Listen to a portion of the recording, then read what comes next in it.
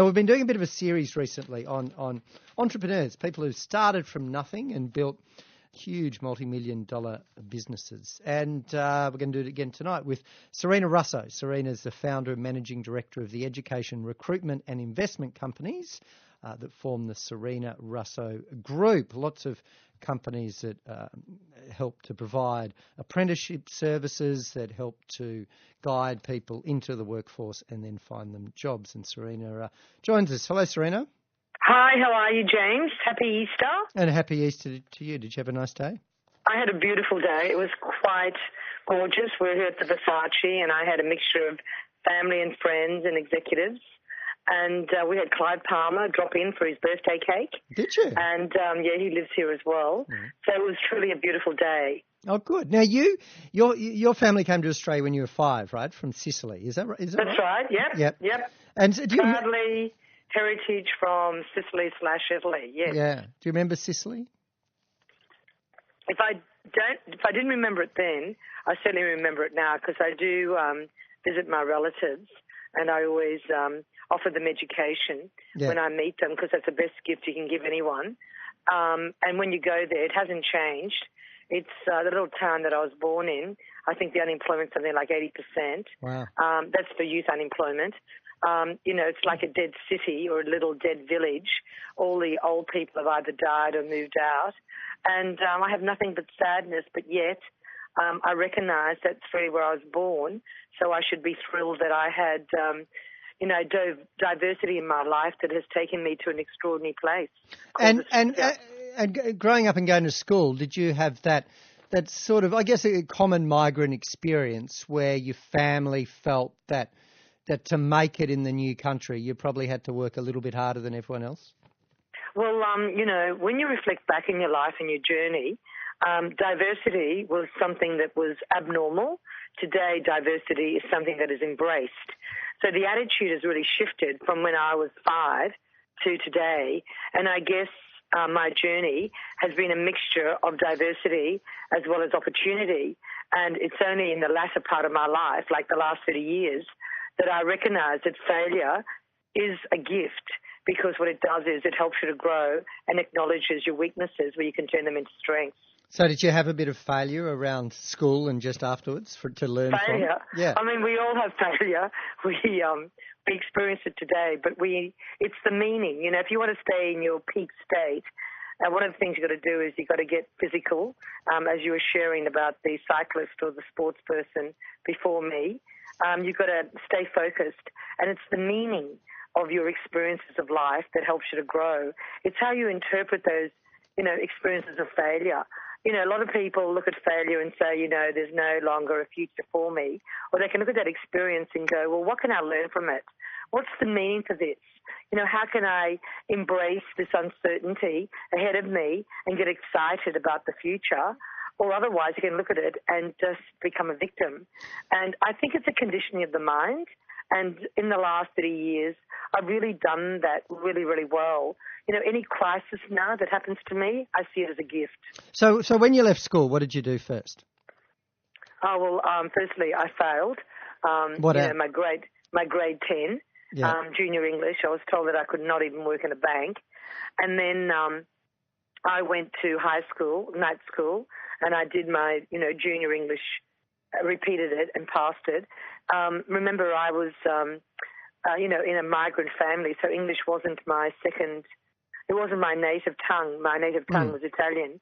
And then, of course, I was really ambitious, and so I did my senior at a college called Hubbard's, and I failed my senior English there and repeated it 3 times. Wow. I failed it the first time, I failed it the second time, and I was determined to pass it. And I passed it with, I think it was a C in those days. And then that got me into a mature age entrance level to the University of Queensland. And what did you do there? Well, of course, I did English. I did Australian politics. I did economics. And I also tried a little touch of journalism. So I did something like 40 credit units. And then my life shifted where I got failed, where I, got fired from my day job. And I also got fired from my evening typing teaching position, and that was an awakening for me, where the students reinstated me by protesting that I was the best evening teacher ever at this huge institute called Key Personnel, and it was the first time I really recognised I was good at something.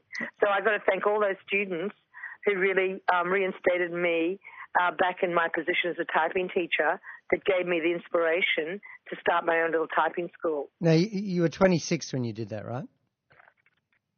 No, I wasn't. I was 26 when I started it. I'd left home, once again, the cultural challenge was that my father expected every daughter to be married. That was like, it was just like an absolute it's what must. happened. It was a must, yeah. Women, young women got married. And, I was really defiant, and I thought, no, I'm not getting married. I'm not leaving home, with a husband. I'm going to go out there and become financially successful. And even then, I was really quite visionary and very ambitious and audacious.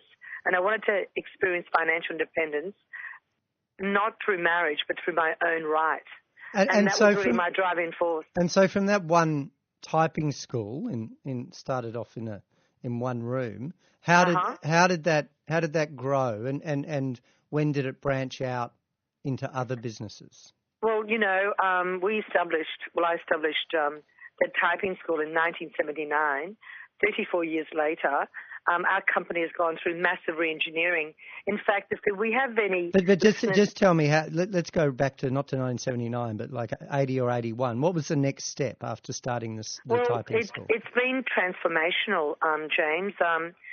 Like we went from typing, and then we went into computers, and then we went into, business, accounting, diplomas, advanced diplomas, and now we have, the James Cook University partnership in Brisbane with our own campus. So in the journey of our group, one of the things that I do really, really well as a managing director is that I keep re-engineering myself, and I demand that our executives re-engineer themselves. Because one of the things I believe is, especially right now, unless you disrupt yourself, someone else is going to disrupt you.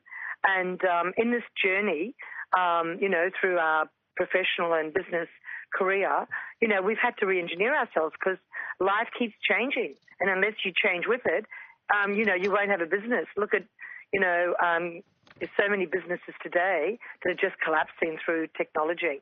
And why do you think you've been able to sort of sniff the wind and stay ahead of those changes rather than... Well, I don't think that it's something that I take I'm not complacent. I discipline myself every day. I exercise. I want to learn. I'm curious. I like to provoke. I like to disrupt. I like to re-engineer. In every aspect of my life, I like to challenge myself. I like to challenge others. I like to challenge my consumers. I really believe that the community at large is searching for new, for shortcuts or doing things better. And every day I ask myself, how can I make it better? How can I shift, where I am today and aspire to greatness? And through that, you can give out greatness. But if you compromise as a leader, it's going to show. It's going to show through your executives. It's going to show through your staff. It's through your customers.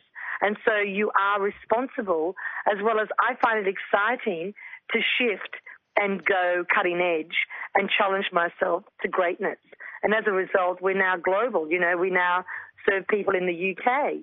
Last year we had Prince Andrew visiting our offices in Coventry. I mean, it's exciting to go out there and be different and, serve thousands, if not millions, in the cyberspace world, which is really my dream. Well, good on you, Sarina. And look, thank you very much for talking to us about it. All the best. Thank you, James. Happy Easter to everyone. And to you. That's Sarina Russo. You're on ABC Local Radio.